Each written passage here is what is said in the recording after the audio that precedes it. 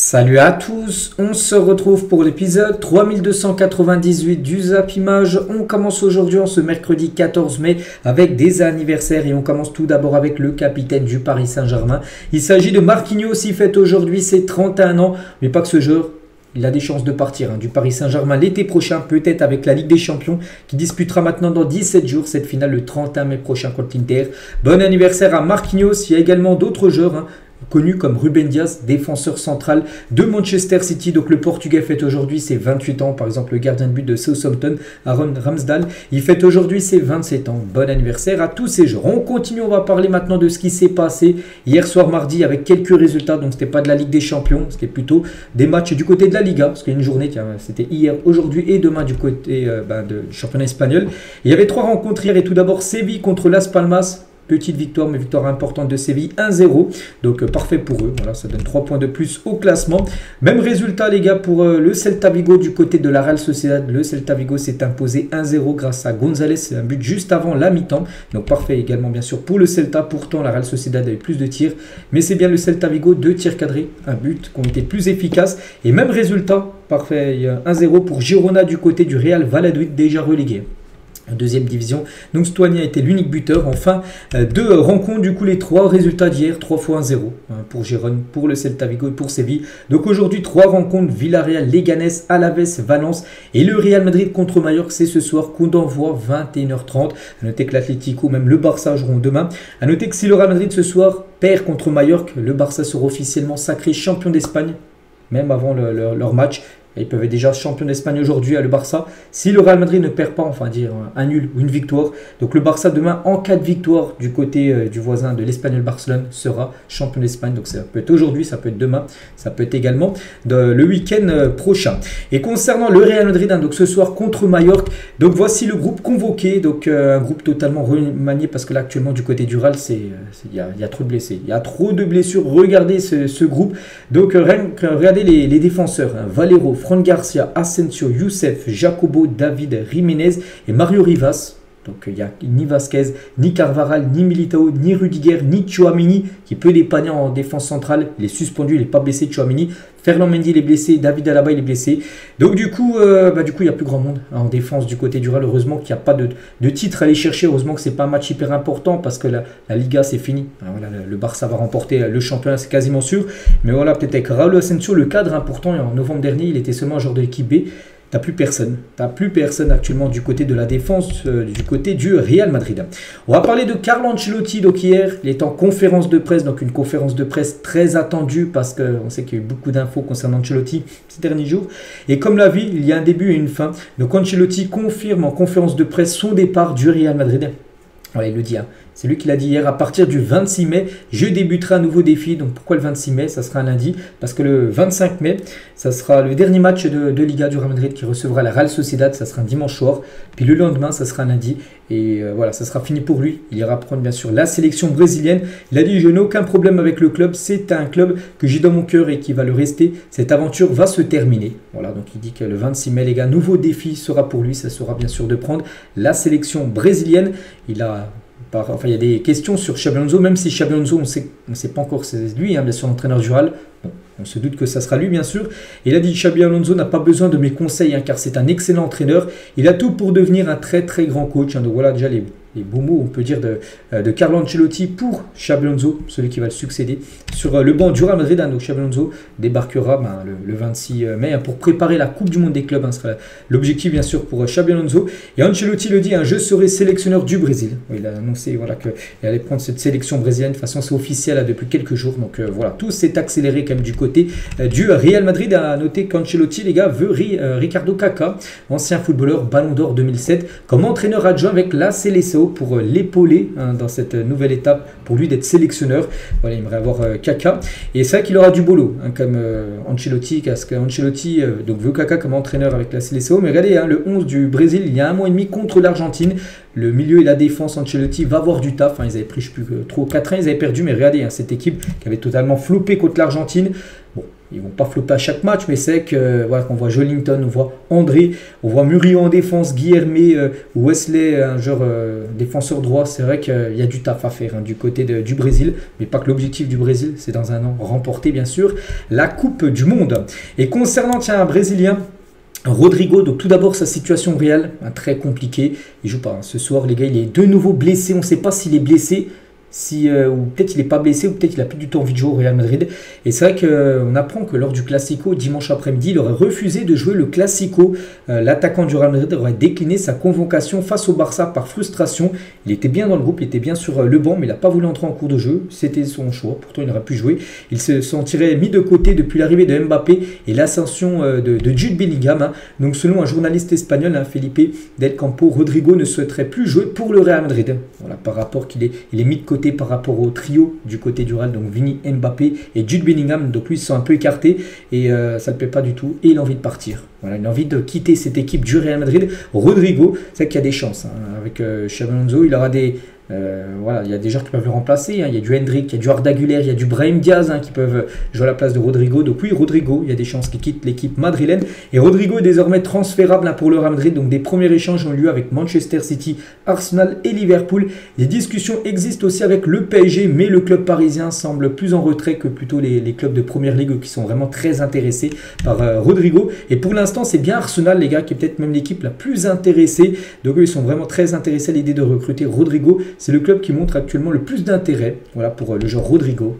Imaginez Rodrigo Arsenal, pourquoi pas. Bon, après, si ça venait à se faire, ça dépasserait facilement les 90-95 millions d'euros le prix du transfert. Il ne partira pas pour 50 millions d'euros, Rodrigo, du côté de la Première Ligue. On continue, on va parler d'un joueur toujours du côté du Real, c'est Mbappé. Donc ce soir important pour lui, même si la Liga ça semble quasiment fini avec 7 points de retard. À 3 journées de la fin, voilà, ce sera un miracle pour que le Real Madrid remporte le championnat, mais peut-être pour Mbappé, il y a peut-être quelque chose à aller chercher. Le prix Pichichi, le meilleur buteur de la Liga, il a 27 buts, donc 2 buts d'avance sur Lewandowski, il reste plus que 3 matchs pour les deux, on verra. Donc ce soir, objectif pour Kylian de marquer, de gagner le match bien sûr, et essayer de marquer un ou plusieurs buts. On revient toujours sur le Classico avant-hier, et enfin c'était pas avant-hier, c'était même le jour encore avant, dimanche, et carton d'audience pour le Classico sur beIN Sport, beaucoup de monde était devant sa télé. Dimanche après-midi, donc plus de 888 000 téléspectateurs en moyenne ont suivi la victoire du Barça 4-3 face au Real, avec même un pic à plus de 1,2 million de téléspectateurs. C'est énorme, c'est des grosses audiences, en plus en plein dimanche après-midi. C'est pas le soir où tout le monde est chez soi, non, c'est en plein dimanche après-midi. En plus, il faisait très beau, donc il y a des gens peut-être qui étaient dehors, ils sont rentrés exprès pour aller suivre cette rencontre, où ça a été un match spectaculaire, enfin surtout la première mi-temps avec 6 buts lors de la première période. Le programme aujourd'hui, je vous ai parlé, il y a 3 rencontres de Liga à noter. Ce soir, il y a aussi un match en France, c'est les barrages. Le 4e de la Ligue 2 reçoit le 5e Dunkerque. Voilà, donc c'est un match à Dunkerque. Donc l'équipe qui gagnera se déplacera à Metz pour le playoff numéro 2. Et l'équipe après qui gagnera, Metz ou Dunkerque ou Guingamp, jouera contre le 16e de Ligue 1 sur match aller-retour pour savoir bien sûr si ça va monter ou descendre. Ça sera les barrages tout simplement de la Ligue 1. Concernant aussi les barrages du côté cette fois-ci de la Première Ligue, ça y est, les 2 demi-finales ont été jouées. On connaît la grande finale et officielle. Sheffield affrontera Sunderland en finale des barrages d'accession à la Première Ligue. Donc le match se jouera le 24 mai prochain, dans 10 jours, à Wembley. Donc, Sunderland où joue par exemple Jude Bellingham, le petit frère de Jude Bellingham. Sunderland pourrait monter en Première Ligue. Avant, ils étaient 4. Bon, il y en a 2 qui ont été éliminés en demi. Voilà, ça sera cette affiche-là. C'est sur un match sec à Wembley. Donc, l'équipe qui gagnera cette rencontre dans 10 jours montera avec ces Leeds et Burnley qui sont eux sûrs de monter en Première Ligue la saison prochaine. On revient en France, on continue. On va parler cette fois-ci de la Ligue 1, donc le championnat, mais des playoffs pour désigner le futur champion de France. Et d'après l'équipe, c'est une idée qui pourrait peut-être mise en place. Donc, c'est une réforme envisageable dans les prochaines années pour améliorer le produit Ligue 1 à l'image de ce que fait le top 14 au rugby. En gros, c'est simple, donc là, c'est les 4 premiers de Ligue 1. Il y aura un système de play-off, un peu à l'image du football féminin, où par exemple, ça a été joué en plus, Lyon qui avait fini premier, Dijon qui avait fini 4e, il y avait Lyon-Dijon, et PSG contre Paris FC, donc voilà. Donc là, ça ferait un PSG-Nice, demi-finale, et Marseille recevrait Monaco, et les deux équipes qui gagneraient, ce serait une finale de la Liga, vous avez compris, hein, c'est les playoffs. Bon, ils envisagent de faire ça. Est-ce que c'est une bonne ou mauvaise idée? Tiens, sur BFootball, ils ont mis un petit sondage, oui ou non, hein, est-ce que vous validez l'idée des playoffs, hein, et plus de 68% mis non. Voilà, bon, j'ai mis aussi, voilà, je trouve que c'est une très mauvaise idée. Oui, peut-être le PSG, parce que bien sûr, l'LFP veut ramener un peu plus de suspense. Voilà, parce que le PSG écrase bien sûr la Ligue 1, mais voilà, c'est-à-dire que peut-être une équipe, les gars, qui aura perdu, par exemple, il y a Nice, hein, plus de 9 matchs cette saison, et ben il y a peut-être des chances qu'ils remportent la Ligue 1 en finissant 4e avec le système des playoffs. Donc moi je pense non, voilà, si une équipe est première, c'est qu'elle le mérite tout simplement, il ne faut pas passer par les playoffs. Bon, ils veulent faire ça, ben, je pense pas que ce soit une bonne idée, donc pour l'instant il n'y a rien d'officiel, mais c'est un truc envisagé par la LFP. Et autre chose, donc ça je pense que ça peut être une bonne nouvelle, c'est peut-être le retour de la Coupe de la Ligue. Et la Coupe de la Ligue pourrait faire son retour dans les prochaines années. Ça, je suis plutôt pour. Et surtout, les gars, ce serait plutôt une bonne nouvelle, hein, pour les clubs non européens, parce qu'elle ne concernerait que les clubs non européens. C'est-à-dire les 6 premiers ou 7 premiers du championnat. C'est-à-dire ne joueraient pas cette compétition. C'est-à-dire que ça pourrait permettre à des équipes de seconde zone de remporter peut-être une coupe en fin de saison. Voilà, les équipes qui ne joueraient pas la Coupe d'Europe pourraient jouer cette Coupe de la Ligue. Oui, je pense que ça pourrait être vraiment une très bonne décision de revoir cette compétition. On continue, on peut voir aujourd'hui, tiens, ce mercredi 14 mai, la une du journal Équipe, et ça parle de stade. Hein. Notre classement des stades Ligue 1. Et en gros, 8 reporters du journal Équipe ont arpenté les enceintes de l'élite, hein, pour établir un classement selon 9 critères prédéfinis, et le gagnant est, bon, je vais vous dire, donc voilà, en gros, c'est des journalistes du journal Équipe qui sont allés dans chaque stade de Ligue 1, puis ils ont fait un petit classement. Je vais vous montrer le top 5, donc ils sont 2 ex-aequo à 5e place, donc 4e et 4e c'est Bollard et le Groupama Stadium, donc Lyon et Lens avec 73 points. Donc regardez, il y a ambiance et ferveur, donc confort, il y a la restauration, il y a tout en gros, hein, propreté, tout ça, et à chaque fois c'est des notes mises. Hein. Donc là, juste l'ambiance, le premier c'est sur 20, hein, c'est le coefficient 2, et sinon toutes les autres, à partir de là jusqu'au dernier, c'est sur 10. Donc là, on peut voir par exemple confort, visibilité, c'est 9 sur 10 du côté du Groupama Stadium. Et la même chose, les gars, on peut voir voilà, pour le stade Bollard. Donc en tout, ça fait 73 points voilà, pour ces deux stades. On rentre dans le top 3. Troisième position, c'est Geoffroy-Guichard, 74 points, 1 point de plus que Lens et que Lyon. Voilà pour le stade de l'AS Saint-Etienne. À la deuxième position, c'est le Parc des Princes avec 75 points, 1 point de plus, hein, que Saint-Etienne à la troisième position. On peut voir aussi les notes à chaque fois. Hein. Et la première position, ben, c'est le stade Vélodrome avec 76 points, hein, pour le stade. Donc ambiance et ferveur, hein, donc 10 sur 10, donc 20, vu que c'est coefficient sur 2, hein, l'ambiance, hein, donc 20 sur 20. Confort et visibilité, c'est 8 sur 10, hein, pour le stade Vélodrome. Voilà, la restauration, la buvette, tout ça, c'est 5 sur 10. Voilà, donc ceux qu'on noté, donc c'est le stade de Marseille en gros, le grand vainqueur, hein, des classements des stades de Ligue 1 cette saison, hein, par les reporters bien sûr, hein, du journal L'équipe. Et toujours tiens du côté du stade Vélodrome, la statue de Bernard Tapie a été installée devant le Vélodrome. Elle sera inaugurée le 16 mai prochain, hein, donc ça après-demain, je l'avais dit en plus, je me souviens quelques semaines, j'ai dit qu'il allait avoir une statue à l'effigie de la légende Bernard Tapie devant le Vélodrome. Puis voilà, elle commence à être mise, hein, elle sera inaugurée après-demain. Donc voilà, pour l'instant, il y a juste le socle et les pieds qui ont été mis. Elle sera finie, bien sûr, après-demain.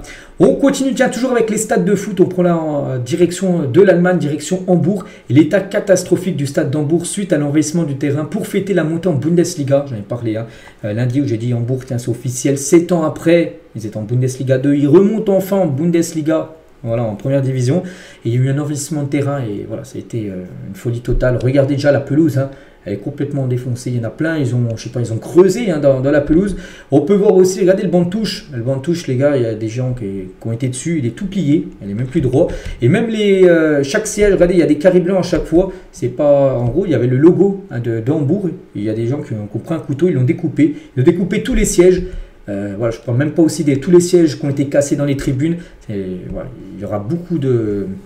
Enfin, pour tout remettre en place, les gars, ils vont vouloir débourser beaucoup d'argent, hein, cette équipe de Hambourg.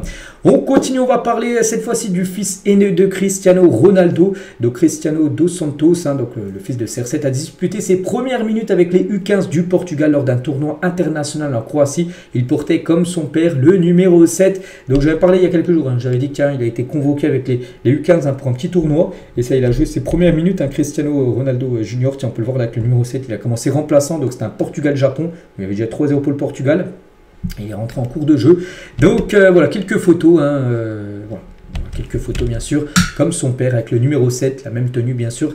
La tenue de la sélection portugaise et Cristiano Ronaldo, bien sûr, son père l'a félicité sur son compte Instagram. Félicitations pour tes débuts avec le Portugal, mon fils, très fier de toi. Voilà, on espère qu'il fera la même carrière que son père, même ça semble très compliqué, parce que faire la même carrière que CR7, il va falloir vraiment qu'il soit exceptionnel, mais voilà, déjà de jouer avec le 15 de la sélection portugaise, déjà, donc c'est un bon début, on va dire, pour le fils de CR7. Et concernant un autre Portugais, donc lui il n'a pas joué avec le 15 parce que déjà il a plus de 15 ans, mais c'est le jeune Rodrigo Moura, vous savez, cette pépite du côté de Porto. Il a été pré-convoqué par le Portugal pour participer au Final Four de la National League, parce que là, vous savez, bon, il va là. Après la finale de la Ligue des Champions le 31 mai, donc ça sera un samedi. Donc la semaine d'après, il y aura le Final Four de la Ligue des Nations avec les deux demi-finales. Il y aura le Portugal qui a de Rodrigo Moura qui jouera contre l'Allemagne et la France contre l'Espagne. Et les deux équipes gagneront, seront en finale. N'oubliez pas que ce tournoi, enfin ce Final Four se jouera en Allemagne. Et Rodrigo Moura est pré-convoqué avec le Portugal pour jouer cette compète avec la Seleção. C'est la première fois qu'il a appelé avec l'équipe première. Enfin pour l'instant il est pré-convoqué, il n'est pas encore sûr dans la liste, mais il pourrait y être le jeune Rodrigo Moura. On continue, on va parler de Ruben Amorim. Le coach portugais de Manchester United restera Manchester United, et ça même si l'équipe ne gagne pas l'Europa League. Donc la finale c'est dans quelques jours, donc c'est contre Tottenham, et même en cas de défaite il restera en place. Donc les dirigeants estiment que le tacticien a le droit de réformer son équipe lors du mercato estival. Il est arrivé, souvenez-vous, en plein milieu de saison, c'était en novembre dernier. Bon, il n'a pas réussi à faire de miracle. Quand on voit la situation actuellement de Manchester United en Première Ligue, c'est une catastrophe totale. C'est une honte absolue d'être aussi loin. Ils sont 16e, 15 ou 16e du championnat. C'est une honte. Bon, ils vont peut-être sauver leur saison en remportant l'Europa League, mais même s'il n'y a pas l'Europa League gagnée, ils resteront en place, bien sûr, pour préparer la saison prochaine. Et en cas de sacre en Ligue Europa, n'oubliez pas que c'est en finale contre Tottenham. Donc Manchester United ne paradera pas dans la ville et se contentera seulement d'un barbecue. Vu la saison catastrophique, il n'y aura pas de parade. Ils ne vont pas passer dans la rue avec le trophée de l'Europa League en cas de victoire. Vu que quand on regarde en Première Ligue ce qu'ils font, c'est une honte. Il y aura juste un barbecue fait entre les joueurs. Voilà, s'ils gagnent bien sûr cette compétition européenne. On va parler cette fois-ci du Paris Saint-Germain, et un ex-membre du staff médical du PSG n'est pas convaincu par la décision de Luis Enrique d'accorder autant de repos à 7 joueurs avant la finale de Ligue des Champions. N'oubliez pas qu'il y a des joueurs comme Donnarumma, Marquinhos, Hakimi, Pacho, Nuno Mendes, Vitinha et Fabien Ruiz ont tous pu couper une semaine. Aujourd'hui, c'est la reprise de l'entraînement. Aujourd'hui, mercredi, du côté du PSG pour préparer le prochain match. Ça sera la GOCR. Mais il y a des joueurs là, tous ceux-là, ils n'avaient même pas joué contre l'équipe de Montpellier. Donc samedi dernier, ils étaient même en repos 1 ou 2 jours avant. Donc ils ont une semaine entière de repos. Et en gros, il y en a qui disent c'est pas bien de donner autant de repos avant des finales. Il y a Reims, puis il y a surtout l'Inter Milan. Il a dit quelqu'un, donc je trouve que c'est une mauvaise idée d'un point de vue strictement physique. Pour des joueurs qui ont l'habitude de jouer tous les 3 jours, s'arrêter presque une semaine, c'est couper le moteur. Tu perds ensuite beaucoup de temps quand ils reviennent pour refaire démarrer la machine. Voilà. Après, Luis Enrique, il a donné autant de repos à tous ces joueurs, parce que pour lui, il le dit, mais Luis Enrique juge ça nécessaire pour cultiver la fraîcheur mentale, pour être frais et pour se ressourcer, bien sûr, être frais là pour les grands matchs qui arrivent. La finale, bien sûr, de Coupe de France et bien évidemment la finale de la Ligue des Champions. Toujours, du côté du PSG, n'oubliez pas que, parce que ça concerne le PSG, vu qu'ils sont actuellement premiers des 2 classements, donc la dernière journée, là, puis pour l'instant, qui finira meilleur buteur de Ligue 1? Donc pour l'instant, il y a des chances que ce soit Dembélé, 21 buts pour Dembélé, Greenwood 19 buts. Il ne reste plus qu'une journée. Donc Marseille recevra l'équipe de Rennes, où Kalimundo joue. Kalimundo a marqué un doublé lors du dernier match. Et Dembélé, avec le PSG, reçoit la GOCR. Donc pour l'instant, Dembélé, si Greenwood ne marque pas de triplé, sera élu meilleur buteur de cette fin de saison. Et concernant le prix du meilleur passeur, pour l'instant, ils sont 2 ex-aequo, Cherki et Barcola. Bon, après, il y a Clouche, Simone ou même Bagua qui est 9 passes D. Donc qui finira meilleur passeur de la saison? Il ne reste plus qu'un match de Ligue 1. Donc verdict samedi soir. Concernant la finale de la Coupe de France, on connaît l'arbitre, c'est officiel, Benoît Bastien. Cet arbitre a été désigné pour arbitrer la finale de la Coupe de France entre le PSG et le Stade de Reims. C'est quand? C'est le 24, on est le 14, donc c'est dans 10 jours, jour pour jour. Ce sera samedi, pas celui qui arrive, le samedi d'après. Puis le samedi encore après, ce sera bien sûr la finale de la Champions League. Donc voilà, Benoît Bastien sera l'arbitre de cette finale de Coupe de France. On va parler un peu maintenant mercato. Il y a beaucoup d'infos. N'oubliez pas que j'ai une chaîne spéciale mercato. Je sors une vidéo le lundi et le jeudi. On fait tout le point.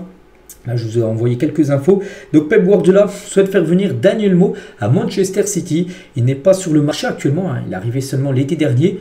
Donc il n'est pas à vendre, mais cela pourrait changer en cas d'offre importante du club anglais. Si bien sûr City propose vraiment une grosse offre que le Barça ne peut pas refuser, il sera vendu. Voilà, donc affaire à suivre concernant Daniel Olmo. On va parler aussi de Ederson, un très bon joueur de l'Atalanta Bergame qui devrait partir.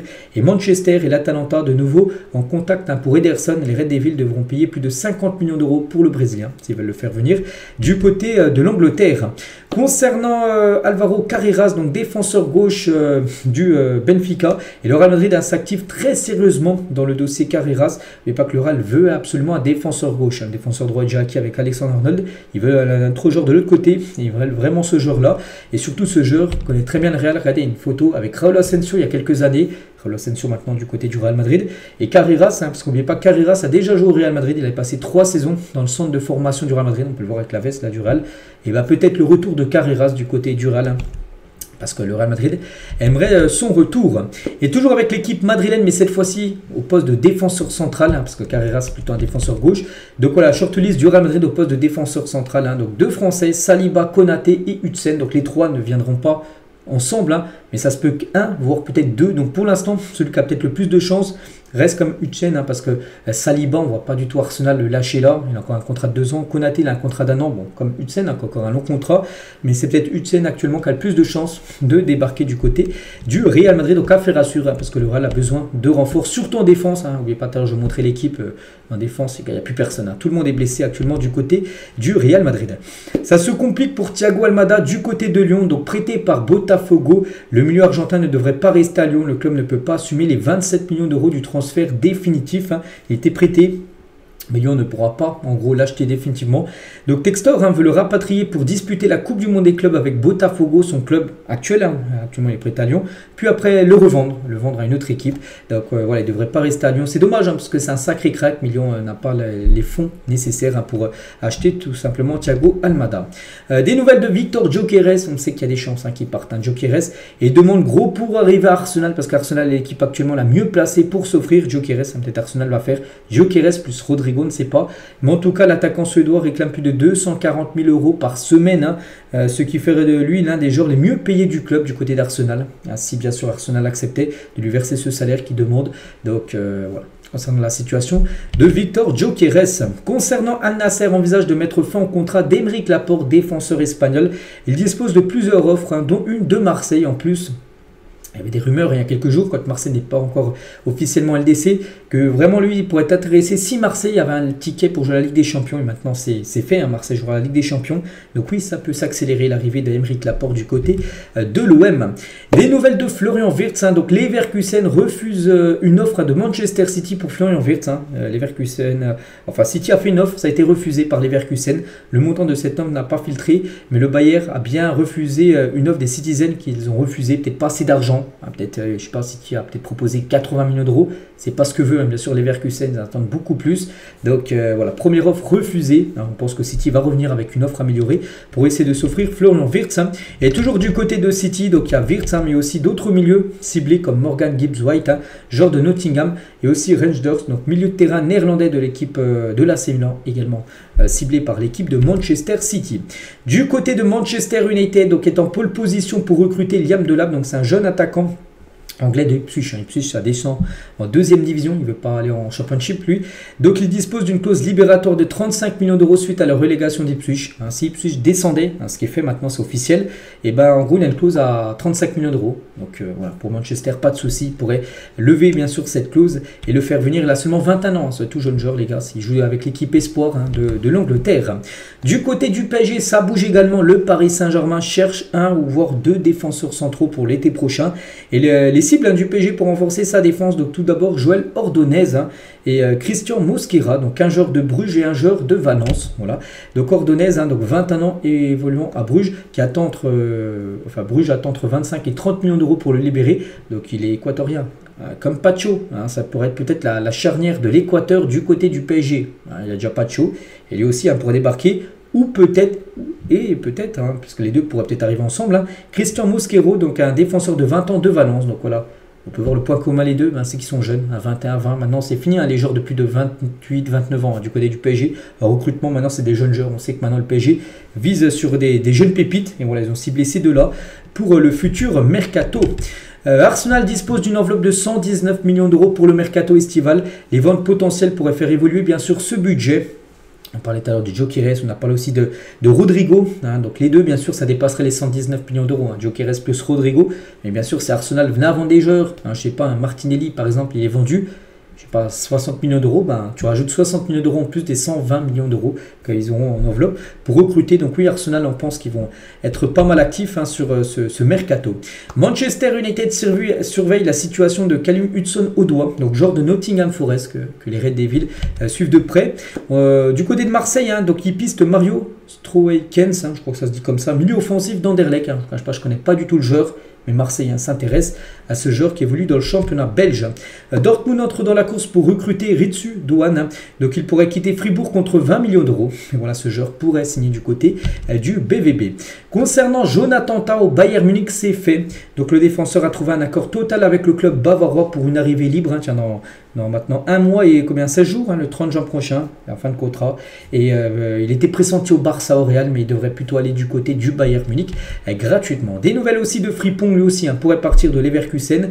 Et Liverpool est pour parler, pour recruter Frimpong du Bayern Leverkusen, selon Fabrizio Romano, c'est lui qui le dit. N'oubliez pas que l'arrière latéral néerlandais a 74 buts et passes D cumulées en 190 matchs, c'est pas mal. Donc il a une clause libératoire de 39 millions de dollars. Donc c'est pour ça que Liverpool serait très intéressé pour qu'il soit le remplaçant de Trent Alexander-Arnold. Un autre latéral droit, c'est Kyle Walker, va quitter l'AC Milan, mais pas qu'il est prêté par Manchester City. Le club de l'AC Milan ne lèvera pas l'option d'achat de 5 millions d'euros qui avait été mis dans son prêt. Donc auteur de 33 matchs sans but, ni passe D, 0 but, 0 passe D. Bon, après il est défenseur droit, mais il aurait pu être décisif. Donc bref, l'Anglais retournera à Manchester City avec qui il est encore sous contrat jusqu'en 2026. Est-ce qu'il restera City, est-ce qu'il sera vendu ou prêté, on verra, mais il ne va pas rester à l'AC Milan. Et Kyle Walker, toujours du côté de l'AC Milan, on va parler cette fois-ci de Théo Hernandez. Le Real Madrid est intéressé par Théo Hernandez au poste de latéral gauche. On parlait tout à l'heure de Carreras, mais Hernandez également ciblé, peut-être le plan B. Donc 6 ans après son départ, le latéral gauche, un Français, pourrait faire son retour du côté de l'Espagne. On va parler cette fois-ci de Manchester City et c'est officiel. City présente son nouveau maillot de domicile pour la saison prochaine. Bon, toujours les mêmes couleurs. Bleu ciel, avec un trait blanc qui fait une diagonale, donc toujours très beau maillot, bien sûr, du côté de City, c'est officiel, ça sera leur maillot de domicile pour la saison future. Une note sur 10, je partirai sur un beau 7 sur 10, bien sûr, pour ce maillot de City. Cette saison, c'est Ousmane Dembélé qui a le meilleur ratio décisif minutes jouées parmi les attaquants prétendants au Ballon d'Or. Donc en gros, Dembélé décisif toutes les 66 minutes à peu près, soit un but, soit une passe D toutes les 66 minutes de jeu. Il fait mieux que Rafinha décisif toutes les 75 minutes. Lamine Yamal, c'est les 107 minutes à peu près. Et Lautaro Martinez, c'est décisif toutes les 125 minutes de jeu. Donc voilà, parmi 4 joueurs qui peuvent prétendre remporter le Ballon d'Or. En tout cas, c'est Dembélé qui a le meilleur ratio décisif minutes jouées. On va parler de Sadio Mané, les gars, qui retrouve une grande forme. Regardez sur les 7 derniers matchs, chaque fois buteur, Sadio Mané. Et même sur le dernier match, victoire 9-0, il a marqué 4 buts. Donc voilà, 4 buts. Et tous les 6 autres matchs avant, il a marqué un but à chaque rencontre. Voilà, ça se passe, un but et des passes D, sinon sur les 2 dernières rencontres. Donc ça va beaucoup mieux, on peut dire, pour Sadio Mané. Des nouvelles d'Antoine Griezmann, les gars, nouveau style capillaire pour Griezmann. Donc voilà, il a fait des tresses, voilà, Griezmann. Concernant son futur, on ne sait pas. N'oubliez pas qu'il est en fin de contrat dans un an, 2026. On ne sait pas s'il va rester, s'il va partir aux États-Unis. On ne sait pas. Mais en tout cas, une chose qui est sûre, c'est qu'il a changé sa coupe de cheveux. Toujours avec l'équipe de France, on a parlé de Griezmann, on va parler de Upamecano. Pourrait manquer la demi-finale de la Ligue des Nations contre l'Espagne, l'a prévu dans 3 semaines à peu près. Donc le défenseur du Bayern Munich ne se serait toujours pas remis de sa blessure survenue en mars, où il a été forfait. Il a loupé bien sûr les matchs de Ligue des Champions contre l'Inter Milan par exemple, le quart de finale. Donc voilà, il pourrait être forfait. Ça c'est un coup dur pour l'équipe de France, parce qu'avec lui l'équipe de France est beaucoup plus solide défensivement. Toujours avec l'équipe de France, mais cette fois-ci féminine officielle, Nike dévoile les nouveaux maillots de l'équipe de France féminine. Ça valide, oui ils sont beaux. Donc le maillot bleu, maillot domicile, le maillot blanc, le maillot extérieur. Donc ces maillots-là seront portés lors de l'Euro, parce que là cet été, il n'y a peut-être pas de grand tournoi pour l'équipe de France hommes, mais il y a l'Euro 2025 pour les femmes. On suivra bien sûr les rencontres. Voilà, elles porteront ces maillots-là. Nino, tiens, rappeur les gars sur sa relation avec le Paris FC. Une équipe qui monte en Ligue 1. Il a dit, le Paris FC, c'est un club qu'on a toujours admiré dans les quartiers comme une vitrine. Hein. C'est une porte qu'on espère franchir quand on aime le foot à Paris. Être associé à eux aujourd'hui, c'est vraiment un kiff. Voilà ce qu'il a pu dire. Le rappeur, hein, le rappeur Nino associé à cette équipe du Paris FC. Une photo tiens, de famille chez les Ken, de Harry Kane bien sûr, avec sa femme et ses 3 filles après, enfin 2 filles, un petit garçon, je ne l'ai pas vu. Donc par rapport au titre, hein, bien sûr, son premier trophée enfin en carrière à 31 ans bien sûr pour Harry Kane, il a fêté. Il a énormément fêté ça. Il a bien raison parce qu'il a attendu très longtemps pour enfin remporter son premier trophée collectif. Des nouvelles de Vini Junior qui va devenir copropriétaire d'un deuxième club. Hein. Donc après Alversa au Portugal, une équipe de, je sais plus, de 2e ou 3e division, où il avait acheté une équipe et il va acheter une deuxième équipe. Le Madrilène va acquérir l'Athletic Club en 2e division brésilienne. Voilà, c'est le deuxième club où il va être propriétaire. Enfin là, il va devenir copropriétaire. Mais voilà, c'est des clubs qu'il achète en gros. Il investit un peu comme à l'image de Mbappé qui avait investi du côté du Stade Malherbe de Caen. Donc voilà, le club qui va acheter là, au Brésil, hein, actuellement 15e de D2 brésilienne. Toujours tiens, du côté du Brésil, on va parler de Marta, donc une légende hein, du côté du football féminin, a été nommée dans l'équipe du Brésil pour affronter le Japon. Là, il y a une trêve hein, très prochainement. Et il y aura un Brésil-Japon, elle a appelé. Et pourtant, elle va annoncer sa retraite du football international. Après les Jeux Olympiques de l'été dernier, elle avait dit voilà, j'arrête avec le Brésil. Mais elle est revenue sur sa décision. Elle est sortie en gros de sa retraite pour rejouer avec le Brésil.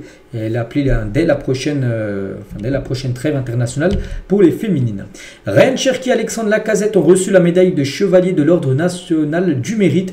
Ils sont récompensés pour leur médaille d'argent décrochée aux Jeux Olympiques avec l'équipe de France, bien sûr. Hein, c'était bien sûr l'été 2024 lors des JO. Donc voilà, félicitations bien sûr à Ryan Cherki et Alexandre Lacazette. Lamine Yamal est devenu le premier footballeur à être suivi par Travis Scott sur son compte Instagram. Donc Travis Scott, hein, il a plus de 59 millions de followers, mais lui il suit seulement 103 personnes. Et il n'y a pas un autre footballeur. Lamine Yamal est le seul footballeur qui suit. N'oubliez pas que Travis Scott, il était invité hein, par le Barça lors du Classico, bien sûr, dimanche dernier. Donc, il a appris à connaître Lamine Yamal, puis du coup, il le suit. Hein, c'est le seul footballeur suivi par le rappeur Travis Scott. Et toujours avec Lamine Yamal, quand tu joues sur le côté droit de Lamine Yamal, enfin, Lamine Yamal est à droite, mais les défenseurs gauches, hein, regardez, qu'on peut affronter Lamine Yamal, des notes très basses, hein, parce qu'à chaque fois, Lamine Yamal leur a fait beaucoup de mal. Hein, regardez, voilà, je sais pas, des Ben Sebaini, des Fran Garcia, des Ferland Mendy, des Davids, les notes qu'ils ont eues hein, quand ils ont affronté, bien sûr, Lamine Yamal, hein, des notes, bien sûr, très basses. On va parler de Rafinha. Beaucoup de gens m'envoient des mèmes avec le ballon d'or, en gros des photos de lui avec le ballon d'or en montage, hein, mais ça ne m'intéresse pas. C'est pas un objectif que je me fixe, hein, le ballon d'or. Lui, il préfère bien sûr les trophées collectifs, hein, le joueur Rafinha. Et on finit les gars cet épisode aujourd'hui qui avait 4 joueurs comme cette saison qui ont marqué des triplés contre le Barça. Pavlidis, hein, triplé. Guirassy, il y a eu qui c'est Iglesias, hein, je crois, et bien sûr Mbappé. Donc parmi ces 4-là, ils ont tous perdu. Bon. Guirassy, oui, ils ont gagné 3, mais si le score cumulé, il y a eu 5-3. Bien sûr, pour le Barça contre Dortmund, donc ils ont été éliminés. Donc 5-4, hein, bien sûr, pour le Barça là. Comment dire, Iglesias, il a marqué un triplé, ils avaient perdu 4-3. Et la même chose pour Mbappé, il a marqué un triplé. Mais voilà, le Barça a quand même réussi à marquer 4 buts. C'est que le Barça prend beaucoup de buts, hein, beaucoup de triplés. Mais souvent, il gagne les matchs à la fin. Donc ça, c'est quand même quelque chose de très surprenant. Donc voilà les gars, ce qu'il y a à dire aujourd'hui. J'espère que ça vous a plu. On se retrouve demain jeudi, bien sûr, pour le prochain numéro. À demain.